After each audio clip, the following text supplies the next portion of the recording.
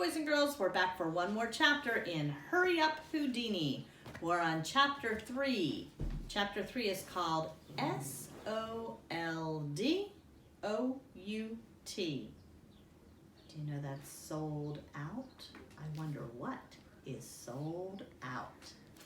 The boat splashed into the lake and shot under the arched bridge. Then it bounced into the air, splashing water everywhere. Jack closed his eyes and ducked his head. All the teenagers screamed. For a moment, the boat seemed to fly. Then it landed back on the lake and steadied itself. Jack opened his eyes and looked around. Annie was laughing with the other passengers on the boat as it glided peacefully across the water. Everyone seemed to be having fun, but Jack's heart was thumping and his stomach felt queasy. The boatman docked the boat and helped everyone onto the landing. The passengers scattered into different directions. "Okay, time to go to the theater," said Annie. "Wait, I need to sit for a minute," said Jack. "I thought you were desperate to get our tickets," said Annie. "In a minute," said Jack. He pointed to the terrace that bordered the lake. "How about sitting over there?" "Sure," said Annie. "Are you okay?" "I will be," said Jack. "Come on." Jack and Annie climbed a couple of steps to the terrace and sat at the end of a crowded bench. All around them, people in costumes were hawking tickets for different rides. "Step this way, ladies and gentlemen. Enter the Dragon's Gorge, greatest roller coaster in the country," shouted a man wearing a dragon's head. "Over here, the Buzzard's Roost," called a boy in a bird's outfit. "Greatest train ride on earth." "Come to the Babbling Brook," yelled a girl dressed as a mermaid. "Greatest water ride in the U.S. of A." Funny. Sounds like everything in Coney Island is the greatest, said Jack. "So," said Annie. "So that means that nothing is really the greatest," said Jack, "because everything's the same."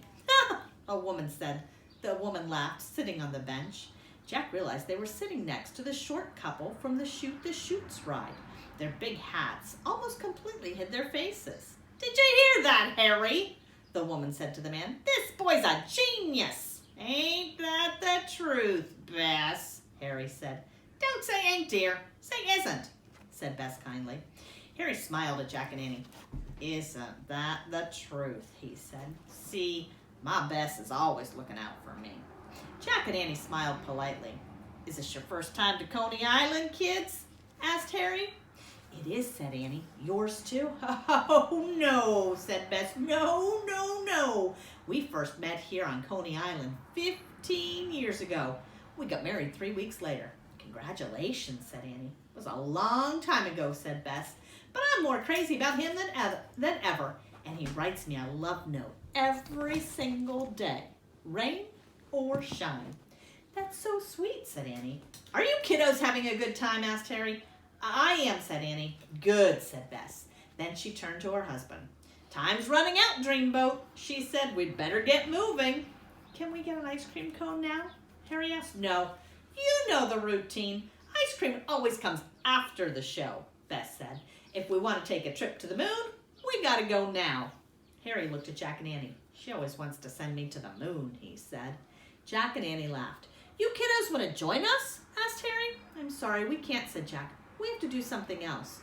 "Hey, do you know where Henderson's Music Hall is?" "Sure, why do you want to know?" asked Bess. We're going to see the Great Houdini," said Jack. "What a coincidence," said Bess. "We're going there too, after our trip to the moon." "I adore that man, the Great Houdini. I wouldn't miss watching that Dreamboat for anything in the world." Harry cleared his throat. "Sweetheart, they want directions," he said. "Oh, yes," said Bess. "So walk the main road there to the arches, then take the exit at the park." She pointed to the giant colored arches in the distance. "Then turn right and head down Surfs Avenue. When you see the big red building, stop. That's it." "Cool," said Jack. "Thanks."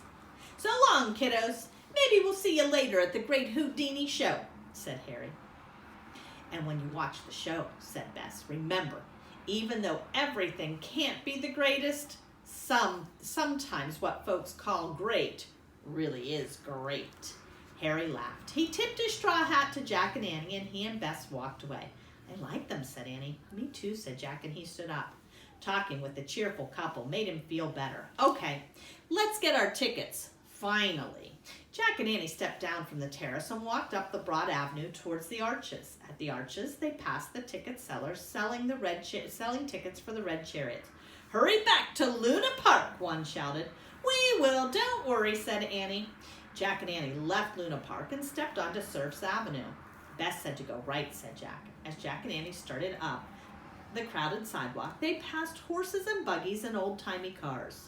The warm summer nights filled with the sounds of hoofs clomping and horns honking. "Auga, auga." "There it is," said Jack. He pointed to a large red building with green trim. A big sign hung over the awning that read, "Henderson's." A huge crowd of people had lined up on the sidewalk in front of the theater. "Oh man, look at that line," said Jack. "This is why I wanted to get here early."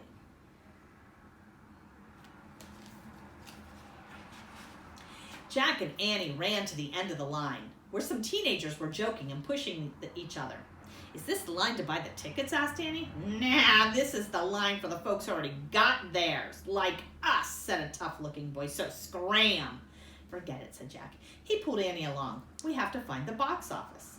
At the front of the theater, there was a chalkboard that read, "Magic tonight.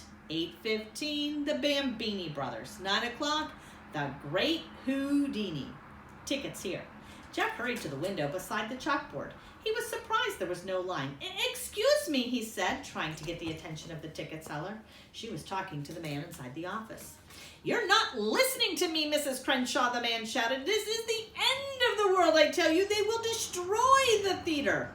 "Excuse me," Jack said again in a louder voice. "Would like to buy two?" "They'll start a riot. They'll tear the seats apart," the man shouted. "Mercy, mercy, my heart." He clutched his chest and nearly collapsed.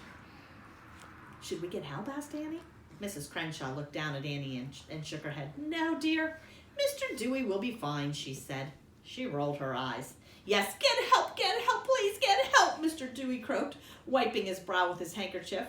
"Find me a new opening act." "A what?" said Annie. "The Bambini Brothers ran off," said Mr. Dewey. "I caught them red-handed, stealing from the box office." "That sounds terrible," said Annie. "You have no idea, Missy," cried Mr. Dewey. "They were the opening act for the Great Houdini." He wiped his sweaty face again. "The hooligans in the crowd will go crazy if the curtain's late." "I should have got into the shoe business instead of show business." Jack felt sorry for the man, but he didn't really care about the Bambini Brothers. He just wanted tickets for the Great Houdini.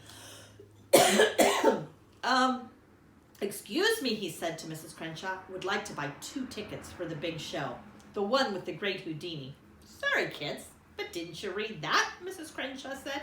She pointed to a sign in the window. The sign read, "Sold out." "Oh, no, we didn't see that," said Annie. "You're sold out?" said Jack. "Yes," yelled Mr. Dewey. We sold out an hour ago. SOLDOUT. So it's a full house with no opening act. Go away now, please. We've got problems, big problems."